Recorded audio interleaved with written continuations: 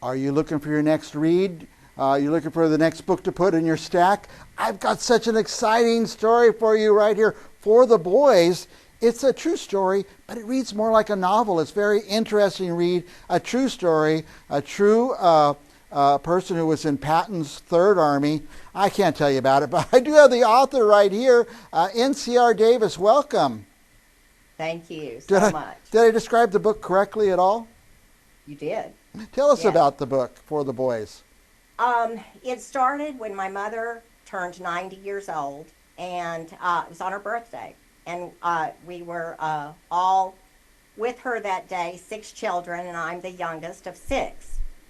And for my entire childhood, I saw this book in various closets, up in a, kind of just stuck up there, and I knew them as Mother's War Letters. But, of course, I never opened them because we're too busy trying to grow up ourselves. We're not too interested in our parents' history. That's right. They were her letters? Her letters. And she had them bound. She had them bound in a book? My grandmother did. My grandmother was one of those very practical Swedish ladies from Minnesota who said, I'm going to save every darn letter she writes. And after the war, she hired a typist to type them all because they were all handwritten, of course. Yeah. And then she had them bound and gave them to Mother sometime after the war was over. Yeah. So they just, we heard family lore. There was family lore. There was joking about my mother's time in the service. My father never mentioned his time, which was very typical of soldiers. And but the experiences that she told were very, just the fun times. And I had absolutely no idea what she had been through until that day when she was 90 years old and said, I want to give you my war archives. Wow. And from there, it started. And I realized, wow, this is a story to be told.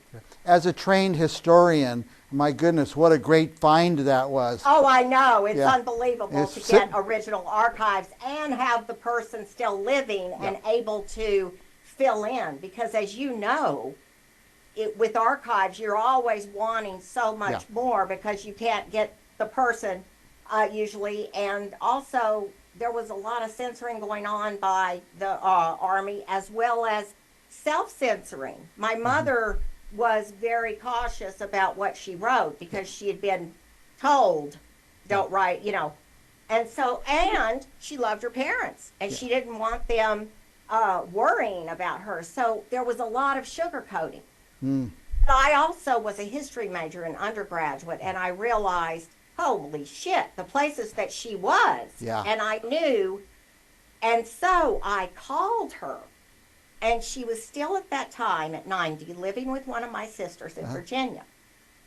And I said, put Mother on the phone. And she got on the phone, and I asked her, if you had one word to describe the war part, what would it be? Now, granted, this is 65 years later. Yep. The day that I called her was 65. And she said the one word, and it took her less than 2 seconds to say, rage. Wow. And I was just blown away. And, of course, as you know, at that point, I knew, oh, my gosh, there's so much to this that I didn't know, because this is a very reticent lady, never even heard her say an expletive. And the first word she comes up with 6.5 decades later is rage. Rage, yeah. So I got my sister back on the phone and said, Susan, Mother needs to come and live with me for a while. And for the next 2 years, she lived with me, and we talked about the war in the afternoons and over coffee and a pastry. This is the best historian and historical research story I've ever heard. Now, tell us about your mom? What did she do? She was a nurse? Oh, yes, very devoted. She retired from nursing when she was 75. She loved nursing so much. She always worked. And in the war, what did she do in the war? She was, before the war, her experience as a very young nurse had been in a private hospital called Miller, which doesn't even exist anymore. It was for wealthy people in St. Paul, Minnesota, where she had grown up.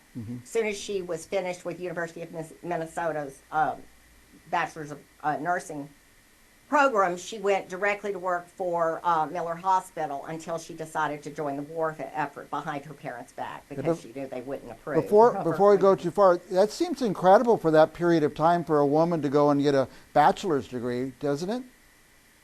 Well, her parents were very.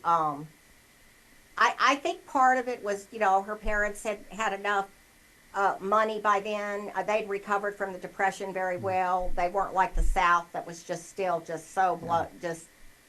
still recovering, still so poverty stricken. So they were a little bit more insulated from that, and they were able to recover more. And I think also that my mother had a very interesting experience. She almost died from TB when she was 13, and she was an avid newspaper reader, and she knew a lot of that if you got sent to a sanatorium, you're probably going to die. They called them death halls or something.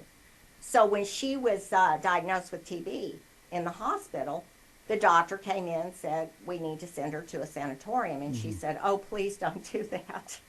I'll die there. Yeah. Please don't send me. And her grandmother was an LPN, a licensed practical nurse, retired, her paternal grandmother. And she was there at the hospital, and she said, I will take care of Mary. I will move in with you, and you can sequester us in her room, and I will take care of her. And I think that was so inspiring to Mary that she said, I came out of that room a year later, recovered from TB, and said, I'm going to be a nurse like my grandmother. The other thing that happened, though, that was really fate for where she ended up in the war, was that her grandmother was German and spoke fluent German and didn't really like to speak English, wasn't comfortable with English. And the entire year, she only heard German. She only heard classic stories read to her in German. In German, yeah. Within a couple of months, she was so weak, she was writing on the chalkboard what she wanted in German. So, of course, they needed nurses who could speak German. Yeah. On those, right behind those front lines. So that's what fated her, I think, to be where she got. Amazing. So the war starts, she joins, and who was she served in Patton's Third Army? Yeah, she joined what's called the Army Nurse Corps, which of course still exists today. And she was very beguiling, and she was always trying to make sure that her parents didn't get upset, didn't worry. So she figured the best thing that she could do was to talk one of her other friends into joining with her so that they wouldn't worry about her so much. Yeah. So she and another nurse named Lorraine Matsky that she had grown up with met at Fort Snelling right outside of St. Paul and signed up one afternoon in February of 43. 43, wow. And Lorraine kept saying, oh, don't worry, Mary. Your parents are going to be upset for a little while, but, the way we're just ripping through the continent, we're going to be fine. There's not, that war's going to be over. Yeah. We're not even going to finish training. Yeah. Amazing. That didn't happen. Now, let me ask you this. We're going to run out of time, but I got a million questions for you. Okay. I know what you're doing. You're sucking us in. I got to get this book because I'm so excited about it. Besides your mom, and it was great, you were able to ask her these fill-in questions to fill in the blanks. Did you have to do other research about the war and places? Oh, yeah. It took me forever. I spent 12 years on this book. Wow. Yeah. Yeah, because amazing. I didn't want to, I really had to do a whole lot of research. Also, I say 12 years, but it's many, many times I had to put it down for 6 months at a time because it was so emotionally difficult. Oh, boy. Yeah. Did your mom get to see the finished book? No. Yeah. No. Yeah, she died at 99 from COVID. And from COVID. Oh, boy. But she She was very well aware that I was working on it. So, and the main thing that she wanted, originally she just wanted our family to have the legacy of the book. But once I realized how important the work was and told her that, I also did it to get her to open up a little bit because she was still holding back so much. And to get her to really go to those dark places, which I'll always feel guilty about. Yeah. But I had to get the story. And she said, if you can ever get my beautiful friends, my girlfriends, the recognition that they never got after that war, then I will let you talk to me about the stuff I don't want to talk about. Nice. So Now, that's her motivation. Yeah, a lot of us who love history, we study history and you study wars and all these big generalities, but to follow one person through these, pre-war and signing up and going to the bases and it's going to be an amazing story. Where can we order the book? Oh, anywhere books are sold. Amazon has it, Barnes & Noble, anywhere. And, everybody's trying to always say, Nancy, plug local bookstores, Yeah. but local bookstores have so little inventory and it's hard for them. Yeah. But of course they'll order it for you. So it's a traditionally published book through Casemate, which is the largest military history publisher in the country. So they'll find it. Yeah. I like to go in our local Target or bookstore and say, hey, do you have this book in stock? And for the people who are on this show, I do that. Get a little interest stirred up. But I tell you, if I go to Amazon, I press a button, it comes free shipping. You can't beat that, really.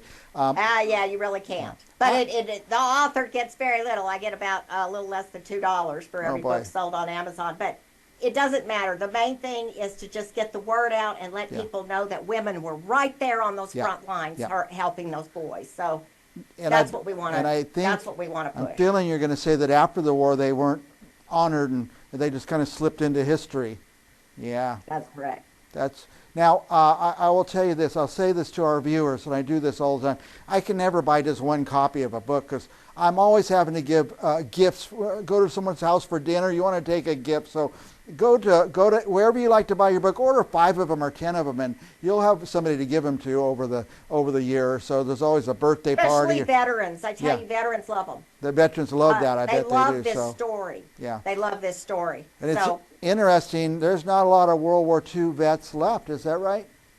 Right, but I have been as I've gone around the country talking about the book, the Vietnam vets and the Gulf War vets and the Korean vets, they are the ones, and the men are the ones buying the book, which I thought it would really appeal to women. A women's book, Yeah, I guess that's with all your experience with books. I guess women more gravitate more to fiction, and they just think nonfiction will be boring, or something. I don't know.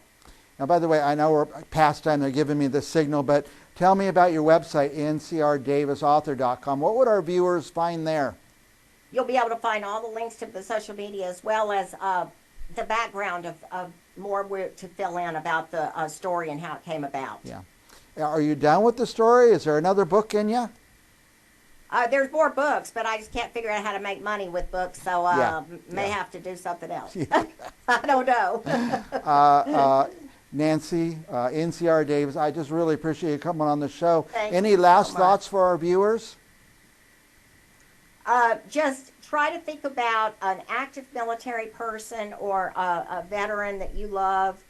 They really gravitate, and the men have told me, the military men have said, look, if we were about to go on a mission, if we weren't gravely wounded, we weren't seeing the surgeon, we were seeing a nurse. The nurse, absolutely. And we love knowing about, from a point of view of a first-person perspective of a nurse, is an incredible read and help to us. And so that's been very gratifying. What formats is the book? Is it a Kindle or audio book? Yep, it's in all of those. Okay, very good. Yep. I'm just so excited to talk to you. I want to keep going. They're cutting me off. Give me the cut. We'll have to have you back. Anytime you want to come back once a month or so, I'd love to have you back on the show. Love to. I'll give you a reading next time. Thank you so much. All right, for our viewers, don't go anywhere because we've got another author coming up right after this.